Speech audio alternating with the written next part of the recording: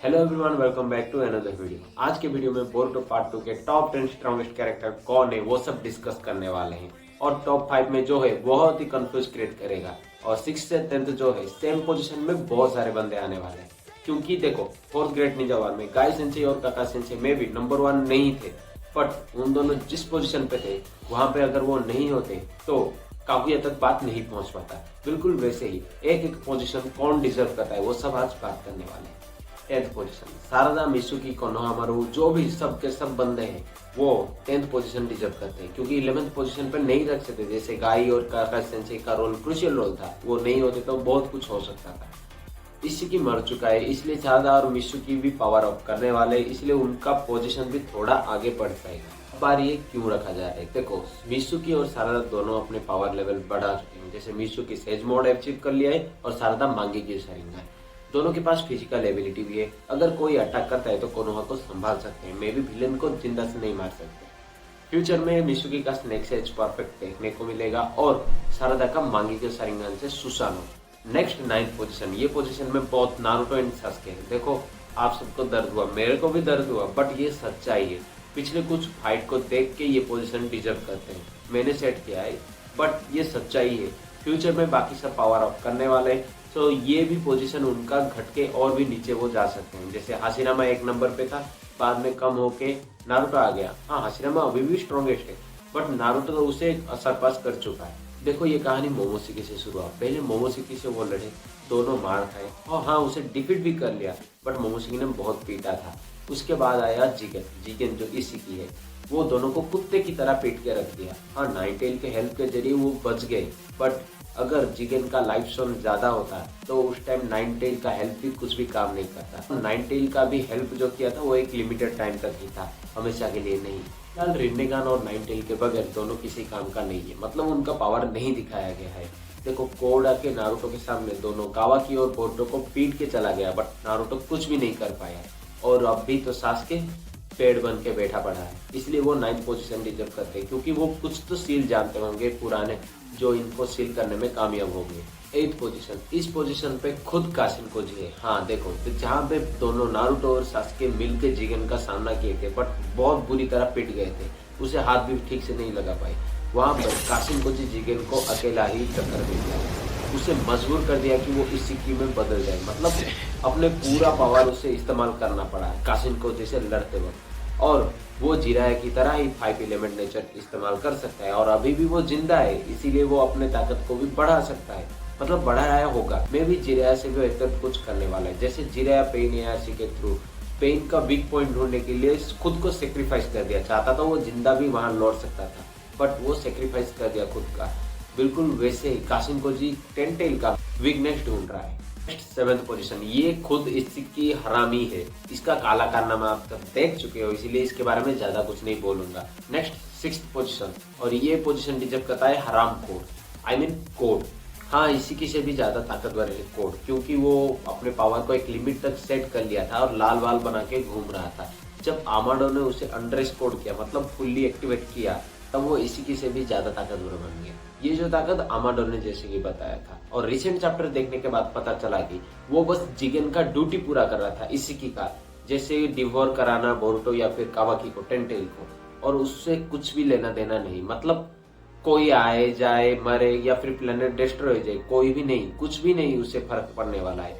और ये जो पोजीशन है ये मेरे और हमारे बस डिस्कस है, असलियत में तो उसका इज्जत भी नहीं है। पहले आइडा से पीटा, मतलब डायमंड से पीटा, फिर बोरुतो से अब पीटा, और अब 4 जो डिवाइन ट्री आए उसे देख के डर के भाग गया। और जाने से पहले उनमें से एक लड़की उसको बुरी तरह से बेइज्जती करके छोड़ा था। फर्स्ट पोजीशन में है टेंटेल, हाँ, जो 4 क्लोन जो खुद को डिवाइन ट्री कहलाते हैं, और वो बोरुतो और कावाकी मतलब ओसुकी को छोड़ के दुनिया के बारे में जानना चाहते हैं। मतलब साफ साफ बोले तो सीबाई गॉड के बारे में जानना चाहते हैं। इसके बाद उन्होंने चक्रा के बारे में कुछ बताया, जैसे कि जो मर गए हैं और जो जिंदा है, दोनों को चक्रा एब्जॉर्ब करके चक्रा फ्रूट बनाएंगे, और चक्रा फ्रूट को डिवर करना उनका मकसद है। मतलब जो मर गए हैं उनका भी चक्रा है, ये मुझे नहीं पता था, शायद आपको पता था तो कमेंट करके जरूर बताना। इसके बाद 2nd, 3rd और 4th और 5th पोजीशन जो है बहुत ही कंफ्यूजन क्रिएट करने वाला है। इसमें बोरुतो, कावाकी, आइडा, डायमंड और हिमावारी भी है। हाँ सही सुना, हिमावारी भी है। बोरुटो से शुरू करते हैं। ये बंदा चमन चुतिया से चमनप्रास बन गया है। मतलब कोड को इजीली डिफीट करना, राशन यूजी को इस्तेमाल करना, फ्लाइंग राइजिन इस्तेमाल करना, जो हमारे जो इंटरेस्ट है ना वो बहुत ऊपर हो गया है। मतलब बंदे को देख के लग रहा है कि हाँ ये सीरियस है। और कासिन कोच भी उसे डिपेंड करा है, ये सोचने वाली बात है। टेंटेल को चारे जो थे डिवाइन ट्री उनसे लड़ा, मतलब 3 से लड़ा। हाँ वो दूर से देख रहा था, इसका मतलब ये नहीं कि वो अटैक नहीं करेगा। अब आप बोलोगे कावाकी के साथ नाइंसाफ हो रहा है, वो भी तो ओसुकी है, वो भी तो पावरफुल है। हाँ वो पावरफुल है बट वो सीरियस नहीं लग रहा है, क्योंकि फिलहाल हिनाटा और नारुतो दोनों सेफ है उसके पास। और क्या हो रहा है दुनिया में कुछ भी नहीं फर्क पड़ने वाला है। सिर्फ उसका काम है बोरुटो को मारना, मतलब मोमोशिकी को मारना। और वो ऑलरेडी कर्मा यूज कर चुका है, मतलब वो जो क्लोन्स आए थे, क्लॉग्रिम्स आए थे, उनके खिलाफ वो यूज कर चुका है, जबकि बोरुटो कुछ भी नहीं यूज किया है। मतलब कावाकी का एग्जिस्टेंस सिर्फ इशिकी की वजह से, मतलब उसका कर्मा की वजह से। बट बोरुटो टोटली अवॉइड कर रहा है मोमोशिकी को। आइडा का पावर ज्यादा कुछ नहीं दिखाया गया है, बस किसी पे नजर रखना और अपने चार्म के जरिए सबका मेमोरी रीराइट करना, बस इतना ही दिखाया गया है। शायद इसीलिए जिगेन उसे बांध के रखा। वैसे वो कमजोर नहीं दिखती है, बट वो खुद उड़ने के साथ साथ बोरुटो का नामो निशान भी दुनिया में उड़ा दिया। नेक्स्ट डायमंड, जो किसी के पीछे सर पे फुदकता रहता है और अपने बहन आइडा का बॉडीगार्ड बन के बैठा है। वो जो भी बोलेगी वही कर देगा, मारने के बोलो मार देगा आराम से। और इसका पावर पार्ट 1 में ही देखने को मिला। पार्ट 2 में जहां पर आइडा रासायन उजिको को देख के शॉक हो जाते हैं, वहां पर ये बंदा शांति से चिल से बैठा है वो देख के। और इतना ही नहीं, हमें ये भी नहीं भूलना चाहिए कि ये दोनों शिनजुत्सु इस्तेमाल कर सकते हैं। डायमंड इतना पावरफुल होने के बावजूद सिर्फ एक इंसान से घबराया था, हिमावारी। याद करो जब कावाकी बोरुटो से लड़के चला गया था, तब डायमंड बोरुटो से थोड़ा बहुत झगड़ने के जैसा कर रहा था, पर उसे कुछ महसूस हुआ। वो थ्रेड समझ गया हिमावारी को और अटैक कर दिया। बट हिमावारी कुछ भी नहीं जानता था, मतलब वो अंदर से कुछ महसूस किया था, शायद कुछ बहुत कम हो। जैसे मोमोशिकी और जो डिवाइन ट्री आए 4, वो बोरुटो का फ्यूचर देख सकते हैं और बोले कि जो आने वाला है तो उसे नहीं रोक सकता। बिल्कुल वैसे ही हिमावारी के अंदर भी बहुत कुछ है, मतलब स्पेशल कुछ है, अलग है सबसे। वही जो उसका पोटेंशियल अब देख रहे हैं ट्रेनिंग के लिए, वो शायद उसे जगा देगा। इसीलिए इन 4-5 का पावर हमें अभी तक नहीं पता है और उनका पावर धीरे धीरे करके बढ़ भी रहा है। हर एक चैप्टर में कुछ नया देखने को मिल रहा है।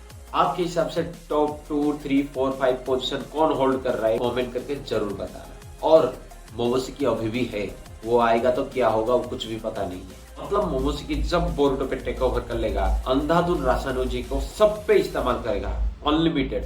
वो तो बहुत तेज था, कोई शक नहीं। उसके बाद फ्लाइंग राइजिन ऐड कर लो। अमाडो भी अभी भी जिंदा है, बट क्या कर रहा है कुछ भी नहीं दिखाया गया है, तो नहीं बता सकता। पहले वो कासिन को जैसे मिल के काम कर रहा था और अब गायब है, मतलब दिखाया नहीं गया है। उसके पावर के बारे में हम कुछ भी नहीं पता है, शायद कोई नया विलेन भी आ सकता है, इसीलिए उसको पेंडिंग कर सकते हैं। ये तो बस मेरा थ्योरी था, आपको कैसा लगा और आप कैसे रेट करोगे 1 से 10 तक, वो कमेंट करना। और कुछ भी क्वेश्चन हो तो नीचे बताना, तो नेक्स्ट वीडियो उस पे आएगा। तब तक के लिए